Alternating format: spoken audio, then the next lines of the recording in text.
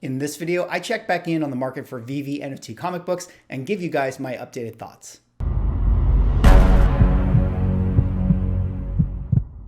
Ladies and gentlemen, welcome back to another video with Swagglehas. And in this video, we check back in on my VEVE comic book NFTs. Am I rich yet? Am I a millionaire? Well, sadly, I am not because I don't have that many NFTs, but we're going to check back in on my profile and I'm going to give you guys sort of my updated thoughts on everything going on with this new comic book landscape. But before I get into the topic for today, if you guys could drop me a like or a comment or subscribe if you're enjoying the content, helps support the channel, doing those things, I would appreciate it. But we got to kind of break this video up into multiple parts because this has been a very heavily requested video for me to sort of revisit here on the channel. I know a lot of people might have seen my first video where I talked about, comic book NFTs, and as a comic book collector, I thought it was a really, really interesting space to, dive into and kind of, talk about with you guys. And now, here we are sort of like 3 months later, and a lot of people have been asking me to kind of give an update on where I'm at with everything and what I think of the current landscape. So in this video, we're going to do that. But let's kind of dig into this first here. And let me just pull up again for those who are not aware of VEVE. This is obviously a comic book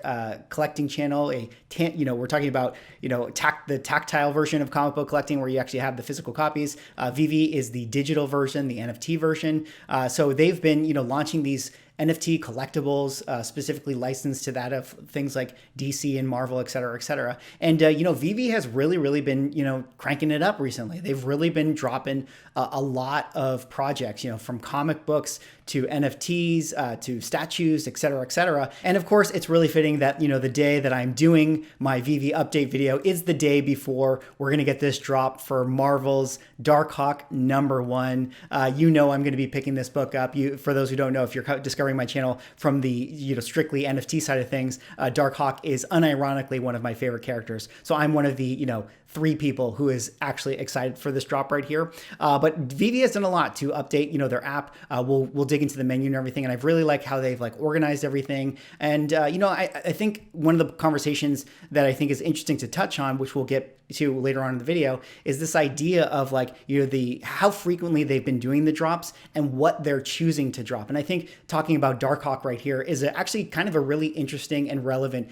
subject because they're doing a drop for a book like this, which, effectively is not all that expensive. You could right now on eBay find a Darkhawk #1 physical copy for probably $20, $25. But I promise you that, if we flash forward a month or two from now, the digital version of this comic book will be well above the, physical version of it. And, that kind of sort of begs the question of how do we place value on these NFT comic books when the physical ones are so readily available, like in the case with Darkhawk right here. And, I kind of want to talk about that as far as it maybe being a bubble. Again, I think that, just to preface, I think NFTs are here to stay. I like the space a lot, but it is interesting to talk about, comic book like Darkhawk #1 versus say something that is, really untouchable like a Marvel Comics #1, which is of course, Marvel's first comic. But, they've been dropping a lot of the things here. Last couple drops they've had: Darkhawk #1, Amazing Spider-Man #3, I believe came out yesterday,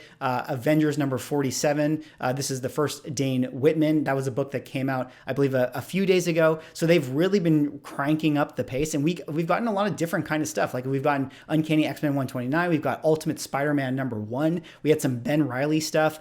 This is just the comic books, of course, that I'm talking about, not even talking about the statues that they've been doing. They just dropped this Storm statue. So, they've really been testing the waters as far as what characters they've been doing, what tier of comic book they're launching. And I think that this is actually a very sound strategy for VEVE. I think their goal right now is to, really flood their marketplace with inventory. I mean, they want to be the de facto place to buy collectibles in the NFT space, and they really need to have as many properties and many assets as they can ingest in this thing as possible. I think there's a lot of people out there in the market that are more concerned with the investment side of things and feeling oh, there's too many comic books being flooded in here, it's going to devalue a lot of the properties. But I don't think VEVE is really concerned with the value of the collectibles right now. I just think that they really want to have a hold on the marketplace. But before I continue on with my soapbox for VEVE here, let me give you guys a little tour of my profile. I'll show you guys what I own. Again, I don't own too much stuff. I'll get into why that is later on. But let's jump into the phone right here and I'll show you the current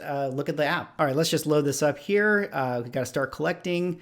jump into the account. So you can see that they've updated the interface, which I think it looks really great. I love how they've organized the comic books. It makes it a lot easier to see. But here's my collection. As you can see, I have 2 statues only. One is Human Torch rare, one is the Spider-Man jumping into action rare. I will talk about those in a second. And then here are the comic books I own: an Amazing Spider-Man #1, a Fantastic Four #1 rare, and a Fantastic Four #5, a common, a first appearance of Dr. Doom. And, before I get into like the marketplace specifically, I think it's interesting to talk about like how they've been able to kind of organize this stuff, which I think is really great. If you guys remember, they just had like all the comic books listed out, but now they actually umbrella them into the category. So I can look at, what the current value is for my Fantastic Four. And you can see that it's around 234 is like the lowest buy it now that you could find for a book like this, which I think is really great. Because if you guys remember my video, I think I ended up buying this for 33 gems at the time.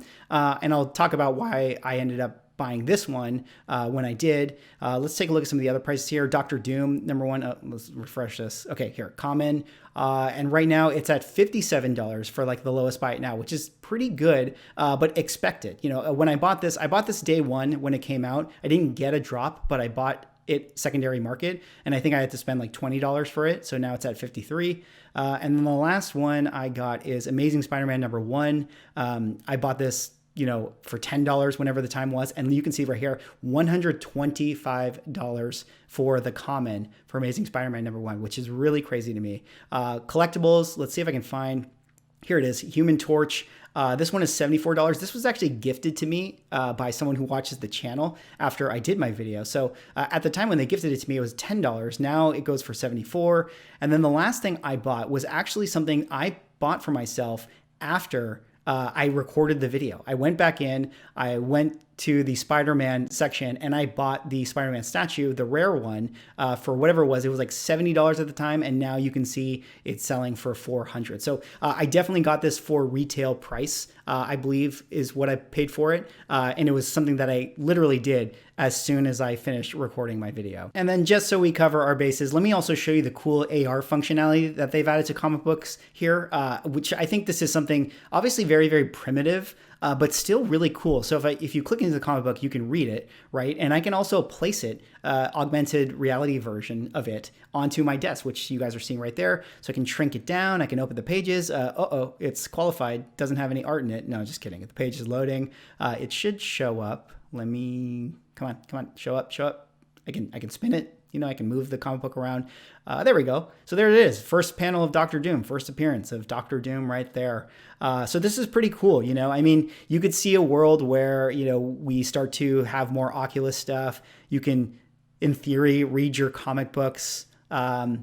It gives that tactile feeling almost like, this is the augmented reality version. So they've added this into the app, which I really appreciate for the comic books. Before they didn't have it, they only had it for the statues. And of course I can throw the comic book away. All right, I hope you enjoyed my little tour that I showed of my collection. Again, I don't have a huge collection. I do like NFTs. I do really enjoy this space, but it is not necessarily something that I personally am going to invest a lot into. I have a major investment into crypto. I have a major investment into stocks. I have some real estate and things like that. And then of course I have comic books, but for me, I think that NFTs are really interesting. And I think that there is a lot of money to be made in these. I think NFTs for sure are going to be the future. It's just for me personally, I'm more interested in actually investing into the crypto side of, this sort of NFT VeVe space. I do think that the VeVe space is really fun though, which is why I've sort of put money into it. And I think at this current time, if I do the math correctly, I've probably put in like $120 of actual money into my collection, which is currently, like, if I sold everything today, I probably could get 700 back on it, which is pretty crazy, right? Like, everything has basically 7x'd since the time in which I made my last video. And, things constantly move like it does in crypto. There's a lot of values that are always going up and down with these things. But again, I'm not an expert on this. I am learning about it like you guys are. But I have sort of employed a little bit of strategy with what I've decided to purchase for myself in order to sort of protect the little amount of money that I've put into the app so far. So let me actually kind of talk about and break down some of the things that I think are interesting that might be, helpful information for you guys. One of the things that I decided, after I bought my Fantastic Four #1 was that literally it was like after I posted the video, I went back into the app and I was looking around and I thought to myself, I think I should probably pick up this Spider-Man statue. I mean, of course, I love Spider-Man. I think he's a great character. But one of the things that attracted me to picking this up is that this right here is Marvel's first NFT. And one of the things that I think is interesting with regards to VEVE is that, if VEVE collapses tomorrow, or some other company gets into the NFT space and that becomes the company that really takes off into the market, there will always be the fact that this Spider-Man statue right here was the first Marvel NFT. And for me, that was really attractive as a sort of investment and why I wanted to pick up a statue like this. So I also decided, instead of just buying the uncommon one, at the time, everything was retail for the most part. Actually, it was below retail because I'm looking at this. The rare one, it was priced at $100 right here. There was about 9,000. If this was the retail price when it came out, I'm pretty certain that I bought mine at like $70 or so. So it was actually below retail. And one of the reasons why I decided to pick up the rare version was I was looking at the supply amount and how many minted things that they were actually posting with these drops and things like that. So if we go back here, you can see with the common statue, they released 32,000. With the uncommon, they released 16,000. With the rare, it was 9,000. And then ultra rare, 2,500. And then secret rare, 1,000. Well, at the time when I was buying the statue, the secret rare was already at like $600 and the ultra rare was already at like whatever, $300, $400. And for me, that was just a little more money than I personally wanted to risk. I would personally rather buy, $400 of crypto. So I looked at the rare statue and I kind of did the math in my head where it's like, okay, if you have 2,500 of the ultra rares and you have 1,000 of, the secret rares, and then you have 9,000 of, these rares, ultimately that kind of equates to, math is hard, but around 12,000 units all overall being sold. And I kind of figured that that was sort of an exclusive enough amount of minted copies where I felt like my investment would never lose its value. Because if I think about just the character of Spider-Man, his importance to pop culture, even if I look at other, comic books and pop counts and other things that are sort of comparable, which is, of course, is really hard to find comparables for NFTs. But generally speaking, when you're in that sort of like $10,000 range, and I compare it to like a sports card market thing, you're still in a range where there's enough people that are going to want to own that thing, even if like it doesn't actually end up going up that much in value. There's always going to be a subset of people that are still fanatical about this. And for that reason, I felt like it was a safe investment. But speaking of Rarity, I think one of the other interesting case studies to think about in terms of VEVE right here is actually Avengers #8, the first appearance of Kang the Conqueror. So they had this drop, and what made this drop so interesting and different than the others is that this one had a much lower pop count than that of like the other comic books that originally came out. So you can see right here, Avengers #8 only came out with 10,000 editions. So the common classic cover had 6,000 in its initial launch, and it shrunk even more after that. 2,250 for the uncommon. Rare had 1,000. Ultra rare had 500. Secret rare had 250. When we compare it to the other comic book I bought for myself, which was a Fantastic Four #1, as far as like the number of copies that came out for this particular series of books, it was around 60,000. So we're talking about 6 times more for this FF1 than the Avengers #8. And what's really interesting is that, of course, capitalistic system, supply and demand, the Avengers 8 book is one of the books that is actually the most expensive books out there in the market, especially at the, I guess we'll call them low grades, but the commons, so to speak, which are like the less, rare versions, even those are really expensive. And as I showed it to you guys in comparison to my Fantastic Four #1, I got that rare comic book for about $30 at the time when I made my first video. Now it's sitting around $200, but it hasn't gone up as much as the Avengers #8 one, which has really gone to the moon because of the limited supply. Which brings me back to my overall thoughts on VEVE and digital comic books, coming from someone who is obviously a big comic book collector. And, for the most part, again, like I said, I think VEVE is really cool. I think NFTs are the future. I love crypto. I have a sizable investment portfolio in the crypto space. But for me, as far as like, my hobbies are concerned, I don't know if I'm personally going to go super hard into the NFT collectibles. I will buy the ones that I think are what I'm going to call untouchable for a comic book collector. So if you notice the ones that I actually own in my portfolio, it's Fantastic Four #1, it's Fantastic Four #5, and it's Amazing Spider-Man #1. Those are 3 books that are extremely expensive if you were to buy the physical version of them. Like if I wanted to get a Fantastic Four #1 or first appearance of Doctor Doom or first Amazing Spider-Man, they're all going to run me, even at low grades, around the $9,000, $10,000 range or so. So I personally may never own those books. So for that reason, I actually think that the NFT versions could be very, very attractive to comic collectors in the market. When we talk about the Darkhawk #1, I mean, anyone who wants to own that book can have it today. It's like the easiest buy it now you could have on eBay. So I'm not necessarily sure that books like that are always going to be able to maintain some kind of value later on down the line. I mean, if we're just thinking about, significance of characters, I really just think that for me, I'm just going to stick to sort of the blue chip NFT comic books, the ones that are like grails within the comic book space. So I do believe that, things like Marvel Comics #1, if they ever come out with an Amazing Fantasy 15, I will 100% buy that day one. If they ever come out with DC comic books where they do like a Detective Comics #27 or an Action Comics #1, I will 100% buy those day one. I think even getting the common versions of those will be, good investments for sure. But when we start to get into some of these other comic books like Future Imperfect #1 or First Ben Reilly or things like that, those aren't personally as attractive to me as investment buys, simply due to the fact that I think that the tangible asset is out there for anyone who wants it. Now, I do think that the secret rares and the ultra rares are always going to have some kind of premium, but if I were able to sort of flip my First Ben Reilly secret rare and turn it into a rare or a couple, rare Avengers 8s, I would personally rather do that. And lastly, with regards to the collectibles, I think one of the important things to emphasize is that it's all about the narrative. When you buy art, you're not just buying the art,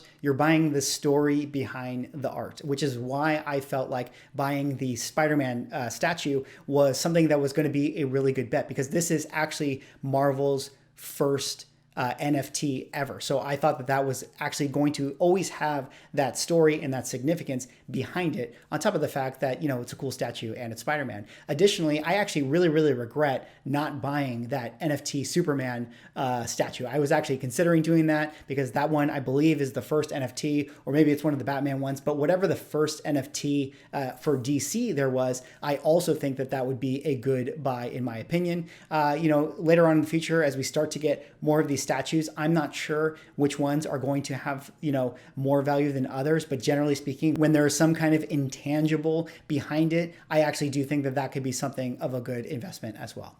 Anyways, that is all I have for this video. Those were sort of my updated thoughts on VEVE. It was sort of my updated profile. Let me know what you guys think. How are you guys doing with VEVE? Have you guys been, getting into this thing? Are you guys still not sold? Let me know if you guys would like me to dig into other topics with regards to NFTs here. Drop me a like, comment, subscribe if you're enjoying the content, and I will see you in the next video.